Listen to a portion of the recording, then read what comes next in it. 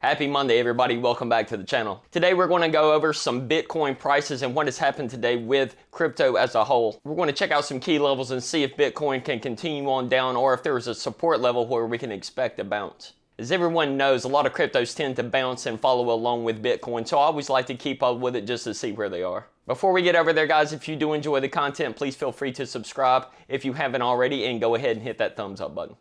Alright guys, as you can see from here, it has been a red day for the crypto world. Now, it hasn't just been Bitcoin.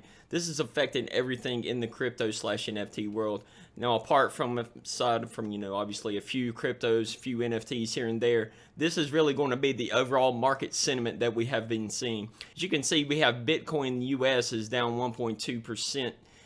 We are getting close to the 40,000 level, and as you can see, we did hit a low of 39,558 today, but we have recovered, thank God. Other places and other currencies where you see in Europe, obviously there's been a dip as well. One of the reasons I like to take a look at this as a whole, that way we can kind of get an overview of where the market is right now. Now, having seen all that red, this is the 1 month relative performance chart, and as you can see, we have been down quite a bit. Even in the past month, we have not really had much of a correction. It has been continuously going down. So let's go ahead and have a look at the charts and see if we can find some floors and hopefully find a resistance level. That way we can find some support to bounce off of and move back higher. Alright everyone, here we are on the chart for Bitcoin, and we're going to see a really clear support level which was actually touched today. Then we rebounded. This level was actually made in late September. Right on this day here, we saw this really big rip, obviously, over the past few months, and then this retracement back down to this support level. Now, it only had one touch, so I don't know how much faith I would have in this, but having seen the amount of pullback that we have had over the past month, starting around this area here, right at the beginning of December, I would say that if this does hold above this level, then it would definitely be a key area. Now, moving on from there, what we're looking for, the next level would be here at around 37,000. Now, again, we hope that it doesn't go that far, but that would definitely be the next level that I would be looking for, just based off the amount of touches before we had this pattern move up, come back down, and then have the rejection from this level around 37.8, and then a push back up higher. Now, having said that, if we continue into this bearish market where crypto is continuing to get beat down, we may look for another really big push back down below 30,000 before we see an actual bounce and a move back to higher levels and a continuation up higher. Now, as you can see, these levels here, look at the amount of volume we had on these days. The volume was really insane, and the volume that we've had here has been really low. So what that tells us is it's kind of good that we're moving down on low volume instead of spiking down on high volume like we did have back here in May and around July. So we did have, you saw the volume come back in here and we moved up.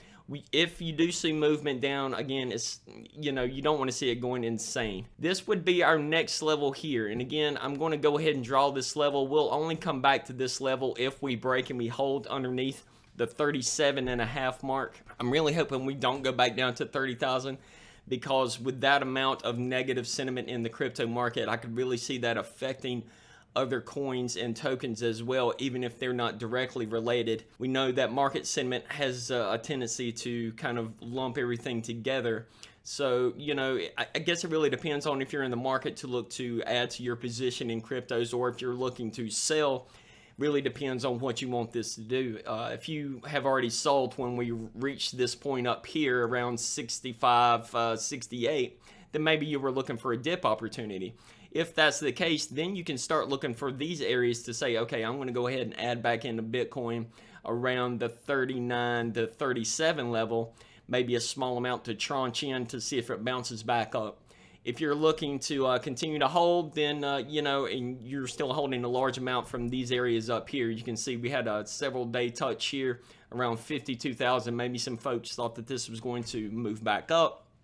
You may want to go ahead, hold your position. Again, this is not financial advice. We're just going directly based off what this chart has done in the past. And so far, going into 2022, crypto is not looking very strong. This is obviously probably going to be cyclical. So You know, if you're in it for the long run, go ahead and hold on, get those diamond hands ready. But we do have several support levels here around 39 and 37 before a really big move down to 29.